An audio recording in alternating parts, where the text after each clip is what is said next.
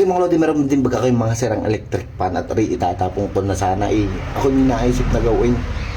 So, ito. At hindi tayo gagastos ng kahit piso sa kuryente. Ano?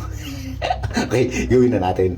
Nakalas ko na yung motor na nasa loob nitong dating sirang electric pa namin. So, syempre, ito lang ang ating bibilhin para gumastos tayo, no? So, ito.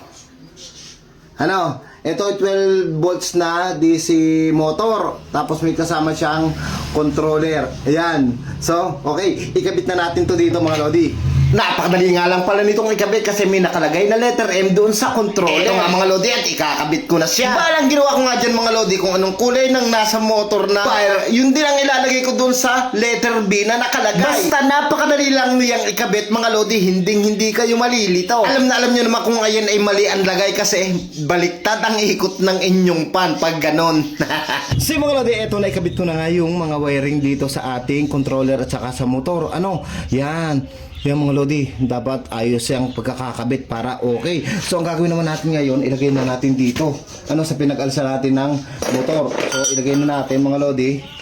Yan, dito natin ilagay itong isa, tapos itong isa dito. So ang gagawin ko pala, isusuot ko ito dito. Yan, suot natin mga lodi. Para kayo nang bahalang magkuha ng sa inyo, ano mga lodi. Kasi hindi naman ako magaling. Saka pala, nakita ko lang to kay Sir Jeffrey Repairman, Jeffrey Samson, napakagaling talaga no, kaya gustong gusto ko yung mga content niya, napakalaking pakinabang. So ilagay natin to dito mga lodi. Ayan, ano, tapos lalagyan lang natin ng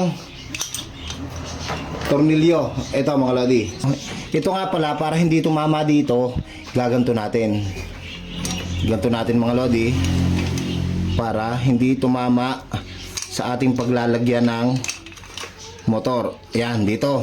Yan, ganito natin. Yung kasi kapag kuhan, tatama siya. Yan. Tapos, ilagay na natin to mga lodi. Ayan. Okay. Tapos, mga lodi, ang gagawin natin, ang gagamitin nating mga tornilyo, mga ganto. Yan. Kasi pag yung dati, hindi kakasya. So, ilagay na natin. Yan, ilagay na natin, mga lodi. Na nating ilak ng ayos. Kasi para magsakto siya. Yan, okay na yan. Tapos yung isa naman, lagyan natin dito sa katapat. Yan. Ayusin lang natin ang mga lodi. Para okay na okay. Ito, naikabit ko na. Yan, okay siya mga lodi. Tapos, bago natin itry ang ating the moment of truth, ilagay muna natin to mga lodi. Yan. Dahil sabi ko nga, hindi tayo gagastos dito ng kahit piso sa kuryente. Dahil mga lodi, ang gagawin ko mga lodi ay sa battery ko siya i-connect sa battery. Tapos lalagyan ko ng solar. Ano, lalagyan ko siya ng solar. Hindi pa lang nadating yung aking solar na 30 watts.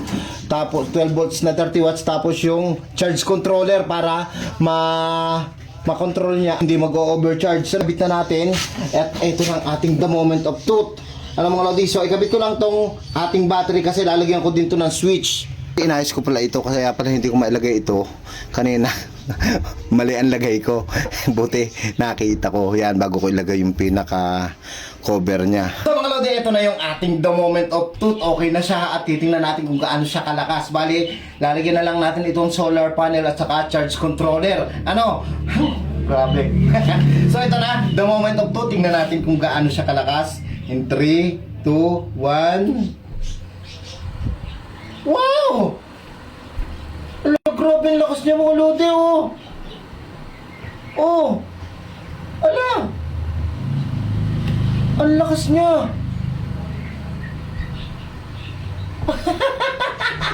Yung hindi na natin papakinabangan na electric fan, ayan!